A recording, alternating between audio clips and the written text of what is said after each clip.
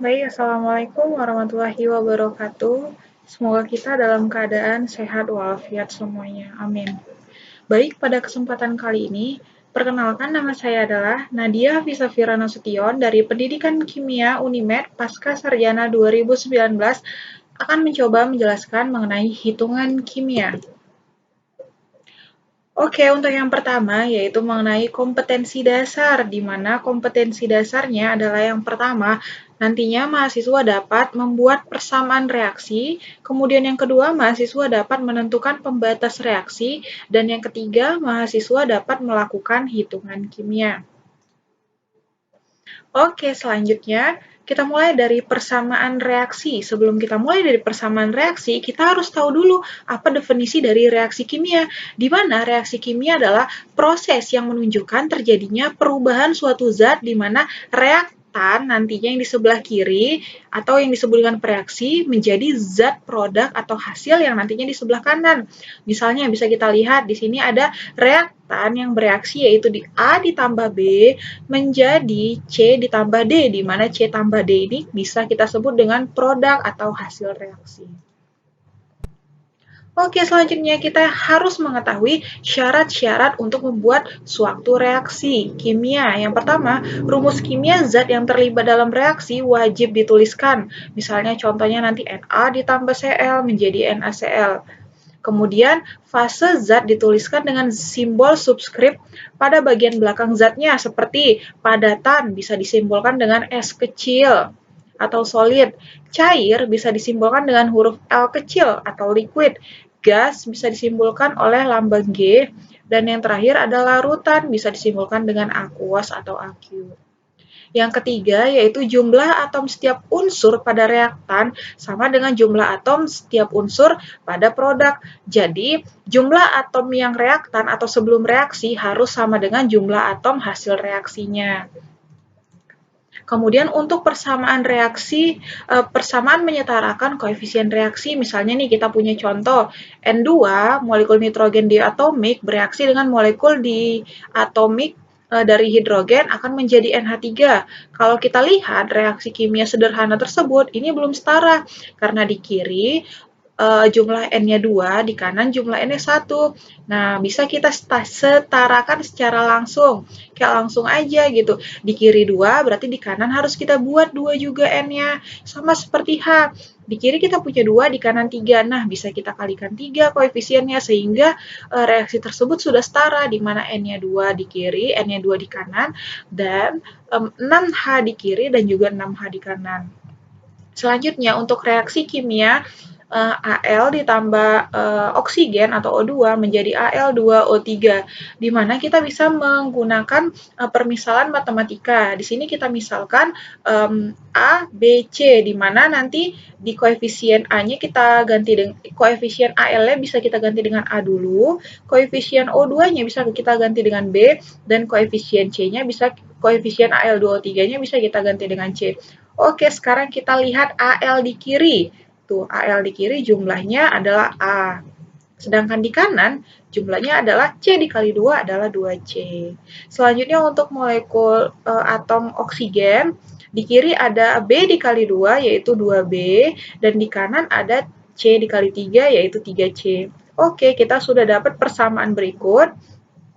Jadi kita misalkan nih C sama dengan 1, maka A tadi itu kan sama dengan 2C. C itu sama dengan 1, bisa langsung aja kita kalikan 2 dikali 1, maka A sama dengan 2. Untuk 2B yang sama dengan 3C, kan tadi C-nya kita udah punya 1, berarti langsung aja kita kalikan C dikali 1, 3 dikali 1 sama dengan 3, sehingga B 3/2 karena 2-nya ini pindah ke kanan, sehingga didapatkan nilai berikut. Karena ini ada nilai 3/2, yaitu nilai pecahan, boleh semuanya kita sama-sama kalikan 2, sehingga nilai yang didapatkan A4, B3, C2. Tuh, menjadi reaksi kimia yang sudah setaranya, yaitu 4Al tambah 3O2 menjadi 2Al2O3. Di kiri atom Al-nya ada 4, di kanan pas ya 2 kali 2 4, di kiri 3 kali 2 6, dan di kanan juga ada 6. Selanjutnya yang kedua yaitu ada reaksi pembatas. Bila dua zat direaksikan, akan didapatkan dua kemungkinan. Yang pertama, yaitu kedua preaksi tepat habis bereaksi, dan yang kedua, salah satu preaksi habis, sedangkan preaksi yang lain tersisa. Preaksi yang habis membatasi hasil reaksi. Preaksi yang membatasi hasil reaksi ini disebut dengan preaksi pembatas. Oke, misalnya nih kita punya contoh soal.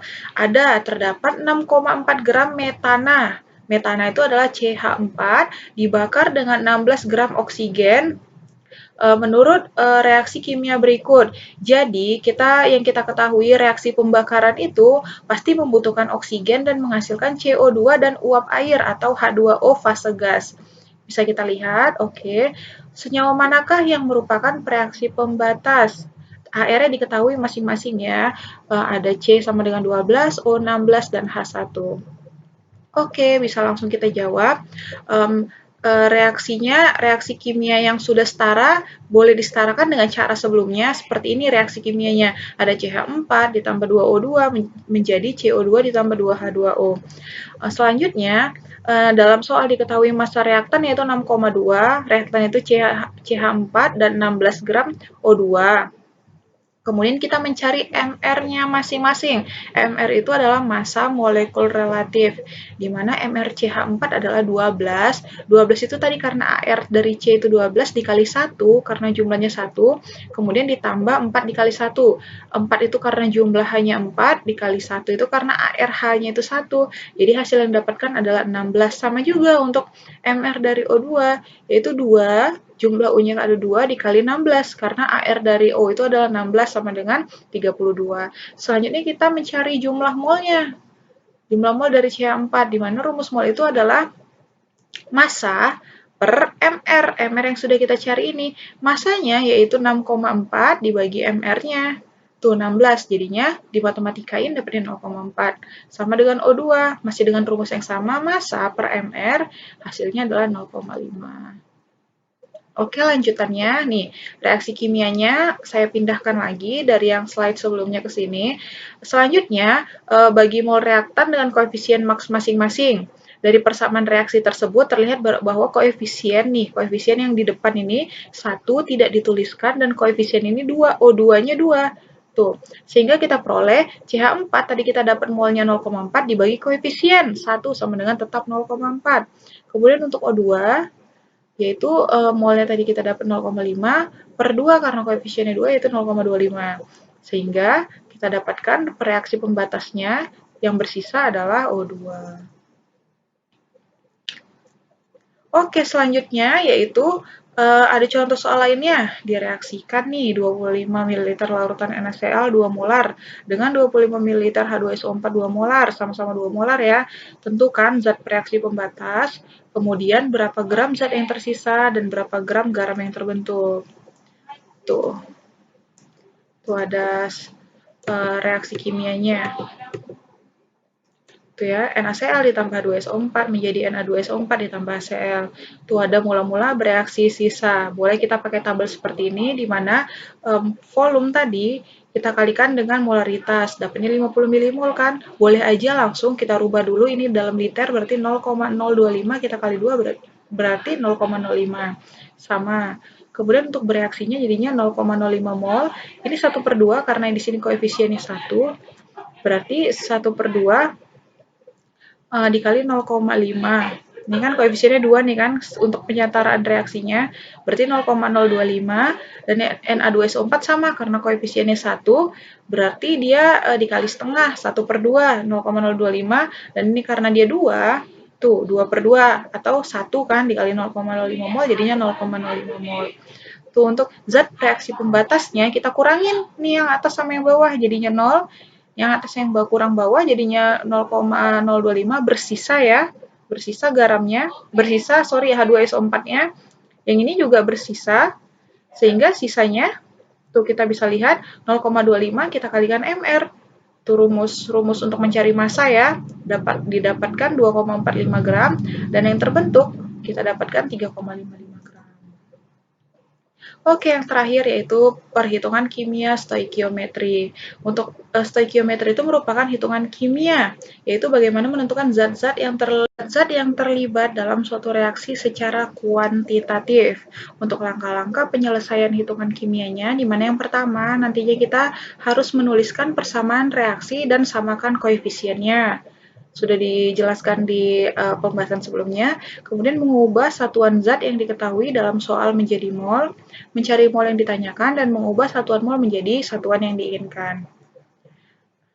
Kemudian stoikiometri dalam larutan, di mana kita ketahui kan larutan itu adalah campuran homogen dari zat terlarut dan pelarut. Jadi itu larutan itu pasti terdapat dua